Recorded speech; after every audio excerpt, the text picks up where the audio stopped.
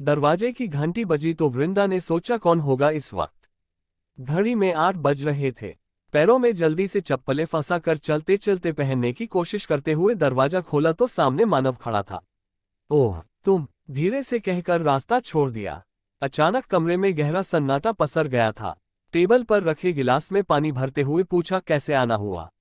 वह, माँ का देहांत हो गया आज, मैंने सोचा शायद तुम घर आना चाहो।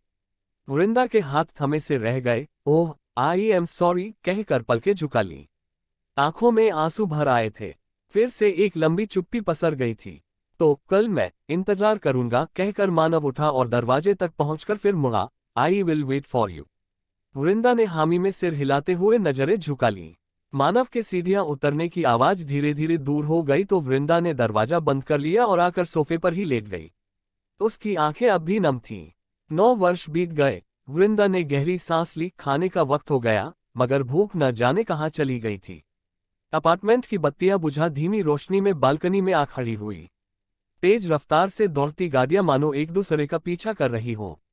वृंदा का मन बोझिल सा हो गया था। कपड़े बदले, पानी पिया और बिस्तर में लेट गई। आंखें बंद की तो आवाजें कानों में गूंजने लगी। वृंदा, माँ को खाना दे दो। हाँ बस बन गया है। मानव थाली निकाल माँ का खाना लेकर उनके कमरे की तरफ चल दिया। सुनो, मैं दे रही हूँ, रहने दो कहकर मानव चला गया। वृंदा, देखो माँ क्यों खांस रही है। अरे ऐसे ही आ गई होगी।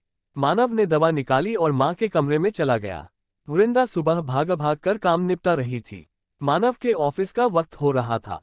वृंदा, मेरा नाश्ता। उफ, ये सब तुम बाद में भी कर सकती हो, मुंह बनाकर मुड़ गया। माँ के कपड़े धोना, प्रेस करना, उनका खाना, नाश्ता, दूध, फ्रूट काटना, जूस देना और भी कई छोटे छोटे काम करते वृंदा थक जाती।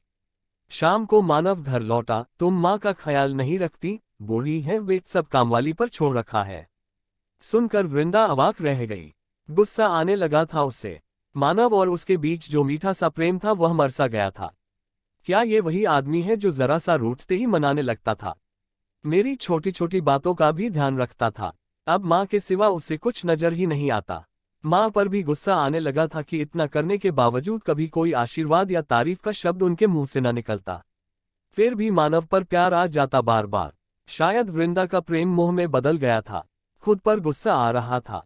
चाहकर भी मानव को समझा नहीं पा रही थी कि वह भी माँ की परवाह करती है, प्यार करती है, देखभाल करती है। जाने कैसा चक्रसा बन गया था। मानव माँ की ओर झुकता जाता। वृंदा को गुस्सा आता तो कुछ भी बोल देती। बाद में अफसोस होता, मगर मानव उन शब्दों को ही सही मानकर माँ के लिए और परेशान रहता। वृंदा को लगता मानव कहीं दूर चला गया है, अजनबी सा बन गया था। वृंदा उठकर बिस्तर में बैठ गई। एसी चलने के बावजूद पसीना आ रहा था। पानी पिया और फिर लेट गई। रोज झगड़ा होने लगा। वृंदा इनसिक्योर होती गई, धीरे धीरे डिप्रेशन में जाने लगी। मानव बेखबर रहा, माँ भी मूकदर्शक बनी रही। तनाव सा रहने लगा घर में। एक दिन वृंदा ने माँ को मानव से कुछ कहते सुना। वृंदा सामने आ गई। माँ, मेरे ही घर में मेरे खिलाफ बातें। मानव बोला, माँ है मेरी, इज्जत करो। बूढ़ी है, वृंदा बूढ़ी है, बूढ़ी है सुन सुनकर तंग आ चुकी थी। बोली, जानती हूँ मैं, चीखने लगी थी वह, मैं किसके लिए हूँ? अगर मैं ही प्रॉब्लम हूँ तो मैं ही चली जाती हूँ। जाना है तो जाओ, निकलो, मानव ने कहा। वृंदा ने घर छोड़ दिया। मानव ने कोई खबर न ली। वृंदा ने भी गिरते पड़ते राह खोज ली। आंसू भर आए थे, जख्म फिर हरे हो गए थे। वृंदा फफक कर रो पड़ी थी।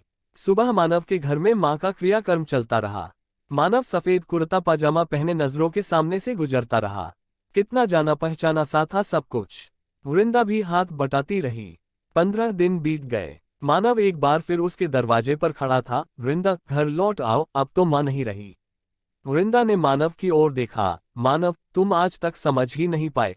It was never about your mother. मैं तुमसे उम्मीद करती थी कि तुम मेरी भावनाओं को समझोगे, जिसके लिए मैं अपना सब कुछ छोड़ आई थी। कितनी आसानी से उस घर से निकलने को कह दिया। मैं तुम्हें खोना नहीं चाहती थी, तुम्हारा प्यार पाना चाहती थी। माँ के सामने तुम मुझे देख ही नहीं पाए।